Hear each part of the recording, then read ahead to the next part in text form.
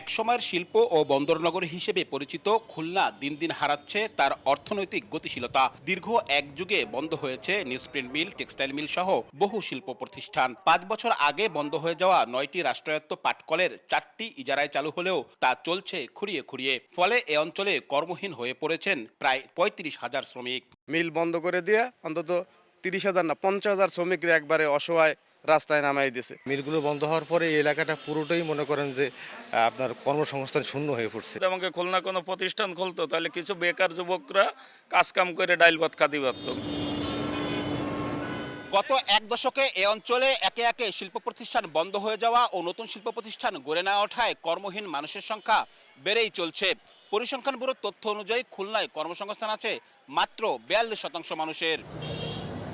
অর্থনৈতিক গতিশীলতা ফেরাতে কর্মসংস্থান সৃষ্টির বিকল্প নেই বলছেন বিশেষজ্ঞরা। এজন্য অবকাঠামোগত উন্নয়নে সমন্বিত পরিকল্পনা গ্রহণের পরামর্শ তাদের। বড় যেটা চ্যালেঞ্জের জায়গা সেটা হচ্ছে খুলনার মধ্যে অভ্যন্তরীণ যে যাতায়াত বা যোগাযোগ ব্যবস্থা, এটা কিন্তু বড় ধরনের উইকনেস রয়ে গেছে। যদি ডেভেলপ করতে হয় প্রয়োজনীয় ইনফ্রাস্ট্রাকচার তৈরি করতে হবে, বিনিয়োগকারীদের আকৃষ্ট করতে হবে। যদিও এ অঞ্চলে শিল্প ও বিনিয়োগ বাড়াতে নানা প্রকল্প নেওয়া হলেও বছরের পর বছর তা স্থবির হয়ে আছে।